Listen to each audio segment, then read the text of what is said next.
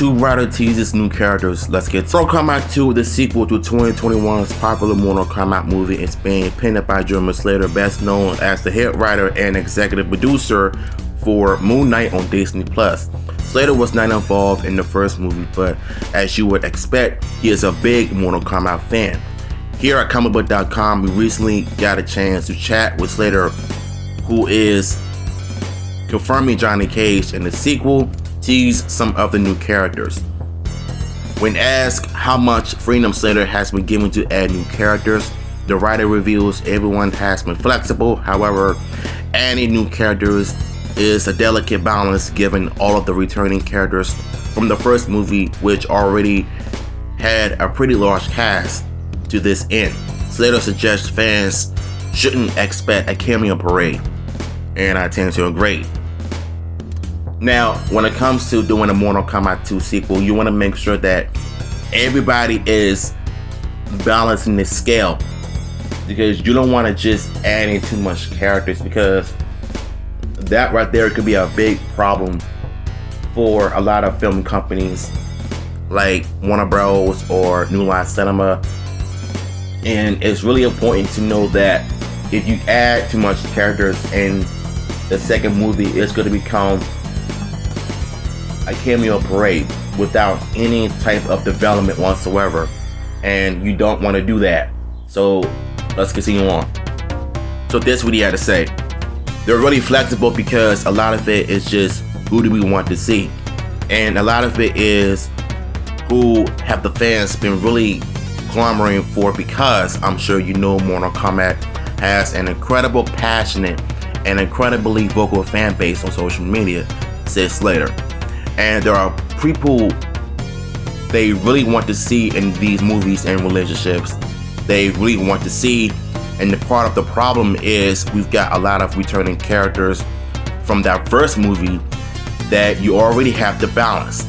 So if the last movie introduced 10 characters, we can't necessarily turn around and introduce another 10 characters, because then you're dealing with 20 people in the movie and it becomes a sort of a cameo parade. So you really have to go through and kind of cherry pick who are your 3 of your 4 favorite heroes we can add. Who are your 3 or 4 favorite villains? Slater continued dropping some specific names like Katana and Aaron Black, though he didn't go as far as to continue these characters. How do we introduce some of these characters but use them in a way that feels satisfying and doesn't feel you don't want Aaron Black to just kind of walk by in the background and everyone goes like, hey, that was him.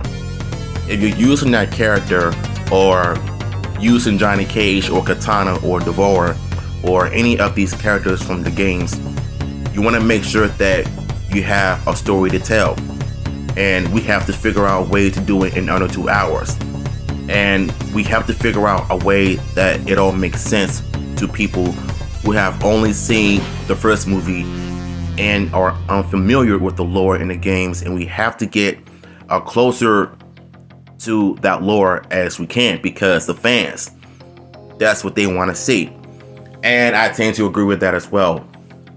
In life, when you do movies like this, it's really important for you to get closest to the source materials as you can, because you don't want to just randomly do movies that are not faithful to the source material. Like, for instance, when the Sonic 2 movie first came out, starting with the trailer, the first one was just bad. It didn't really look like Sonic from the classic games from back in the day. But when an updated trailer came out, everybody fell in love with it, and it was a Sonic movie that a lot of fans loved. Though some people hated it, some people loved it, but I personally enjoyed the first Sonic movie because of the redesign, much closer to the source material. Now, the sequel was even crazier, and it was a lot better than the first one, because you've added Knuckles and Tails, and it becomes a full-fledged video game movie that was done just right. Now, if you do the same thing with Mortal Kombat 2, I think the fans are going to enjoy having these new addition to the sequel done right. Now, I would say if you hire a new director that can handle some martial arts fight scenes without the jump cuts and quick edits, I think the fans are going to really enjoy that as well. Let's continue. Slater concluded by noting that the focus isn't just incorporating fan favorite characters, but making sure that they're well realized, which ties back to his previous point about the sequel not being a cameo parade. So it's very much a balancing act of there are certainly going to be people who are like my favorite character wasn't included this time around, just because they have 50 characters at this point, and we can't really have all of them on the screen. But I think out of the characters do you see, I think the fans are really going to be happy with the interpolations. Said Slater, we're trying really hard to make them as cool as memorable and as fun as possible. Can we all agree on one thing, that Jeremy is one of these people that understands the fans more? I've said that in my yesterday's video, and I'm going to continue to say it again, because he knows what the fans want. He understands their concerns. But deep down, I'm happy that everything is coming together. So if y'all want the article, I will post it in the description below. Until then, I'm going to see you in my next video.